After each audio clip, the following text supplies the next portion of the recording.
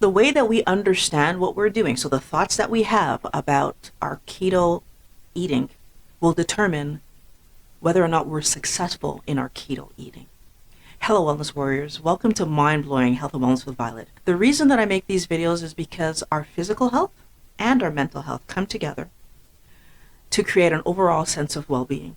Today, we're talking about the idea of how we conceptualize our diet, determining whether or not we're successful with our diet. And actually, I want to make this even more specific and talk about the idea of diet versus dieting. And I'm going to use an analogy to help everyone to understand the difference between diet, the way that I eat, and dieting, something I do for a short period of time to lose weight.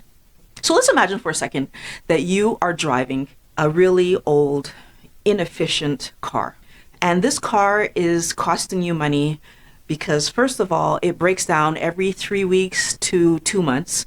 And it's costing you anywhere between a few $100s to fix it to a few $1,000s to fix it every time. This car is inefficient and it's causing you problems because every time it breaks down, you are either late for work or unable to make it to work, which means that you don't get paid. When you're not able to get paid, that also affects your ability to continue to pay for the car. So this car is causing problems in your life and in your work. So one day, you make the decision, I need to change my car. Scenario number one, you go to your parents and it turns out your parents are going on vacation for 6 months. And your parents say to you, oh, you're planning to change your car? Well, here, you can use our car for the next 6 months. We're going to be away. And you're like, great. And your parents say, there's conditions. While you're using our car, you need to pay our car payments. Now, your parents' car is a much nicer car than your car. You have to pay their car payments. While we're away, you need to pay our insurance. A much nicer car has much higher insurance. While we're away, you're obviously responsible for the gas. And obviously, we want our car to be in the same condition that we would have kept it. So every week, you need to take that car and get it washed. You listen to their offer and you decide, you know what, it's worth it. It's going to help me to get to work on time. And it's going to solve this issue that I'm having with my car. And looking at the numbers, you think, I can afford it. It's going to be tough, but it's going to be better than paying repairs every 3 weeks to 2 months and not really knowing how much I'm going to pay per repair, sometimes that being thousands of dollars. So you look at all the numbers and you really feel like you can do it. So now you're driving your parents' car to work. And as you're doing this over the course of weeks, you start to realize a few things. First of all, you're getting to work always on time. You're much less stressed because you know you're going to get to work on time. You're not worried about the car. And you get some feedback from your boss that he's so much happier with the fact that you're arriving on time, that you're not missing days of work. And your boss lets you know that, hey, he's impressed with your work in general, but hadn't talked to you about this promotion that's coming up because he wasn't sure about whether he's going to keep you or not because you were always missing work or you were late all the time. So now this is terrific. Having a reliable car put me in the position where I'm probably going to get a promotion. My boss isn't considering firing me anymore. I'm not stressed. Everything is going well. So as the months roll forward, things are going really well at work. And you start to realize that, wait a minute, it's soon time for my parents to come back from vacation. What's going to happen when my parents come back? I have to give them back the car. And guess what? I'm back to driving my car that was giving me all these problems and causing me to not be at work, which was exactly what my boss was hating. And all of a sudden, even though you still have 3-4 months to go before your parents are going to return, you start to worry about the fact that, well, when they come back, I'm going to have to give them back the car, and then I'll be back in that same situation, and maybe I'm going to get fired because now I know that piece of information. So for the rest of the time that you are focusing on your parents' return, now your mind is not where it needs to be, and you start to make mistakes at work. Now you're stressed and worried and you start to make mistakes at work. You are now in the position where you don't trust what you're doing is going to lead to the results that you need it to lead to because you know you have to go back to that other car. In case you haven't figured it out yet, guys, this is the dieting situation. We're changing our diet and we're getting results, but we know that at some point we're going to go back to that other diet that we were doing before that caused the problems in the first place. And even sometimes while we're on the diet and doing progress, because we know that we can't sustain this It's frustrating, and sometimes we don't even complete what we were trying to complete in the first place.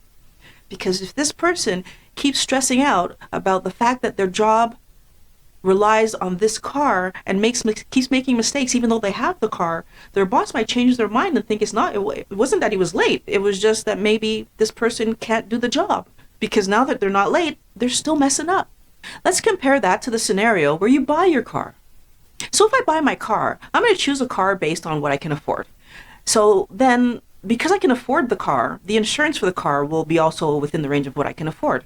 And because I can afford both the car payment and the insurance, of course I have to pay gas, and that's something we already know. Basically what's happening here, as you can listen to me talk, is that because I'm talking about what I can afford, I'm going to buy a car that suits my needs, because I'm going to buy a car that's at a price range that I know I can afford. I've already started to plan for the idea that I need to make these car payments well into the future. Now, of course, it's my car, so I decide how often I do car washes. I'm still going to have to do maintenance, but because it's a new car, I'm not going to be doing maintenance that could come in at $3,000 or $4,000 unexpectedly, because it's a new car. Right away, what you can see is that I'm making my decisions based on what I can do well into the future. But there's more benefits, because what you're going to also notice is that all the pluses that came along with my parents' car is still going to be here. My boss is still going to be super impressed that I make it to work on time. My boss is still going to tell me about his plans to promote me. But now, because I know I have this car and it's not going to change, all of my actions towards getting that promotion are going to stay in line, because I'm not going to be stressed about having to give the car up. I'll be able to focus on doing a good job. The same good job that I was always doing, except that I was worried about my car. Scenario 2 is called diet as a lifestyle. Diet as what I eat every day. When I'm planning my meals well into the future, and I know this is what I will eat forever, then I plan appropriately. That means I'm going to choose foods that I like. That means I'm going to cook in a way that I like. If I don't like cooking every day, I'm going to meal plan in a way that I cook every few days. If I don't like beef, I won't eat it. I'll find some other meat that's going to fall in line with what I'm trying to do, because it's the meat that I like. Basically, when you look at diet as a lifestyle rather as dieting, you start to recognize that the way that you will be successful is to understand that this is something that you're doing well into your future. I need people to understand very clearly that when we are on the standard American diet, the standard Canadian diet, when we're doing that, we have every intention of going forward, living this life forever, eating these foods forever. The foods that are ruining our health, we plan to eat them forever. But when you find out that these foods are ruining your health, the only thing that I'm asking you to do is, when you are changing your diet plan, plan it forever. So whatever changes you make sure that they are towards foods that you love, that taste amazing to you, that you know I'll be happy to eat this going forward. The same way that most people have 5 to 7 staple meals that they make throughout their week, you could have 5 to 7 staple meals that you make that fall in line with your low carb, or fall in line with your keto, or fall in line with whatever paleo, whatever lifestyle that you've decided to do that's healthier for you. This isn't about depriving yourself. It's about eating a healthy, nutritious way well into your future. This is why it's important for you to choose a diet that's biologically sound, that helps you to lose weight in a healthy manner and in a strategy that's going to be sustainable.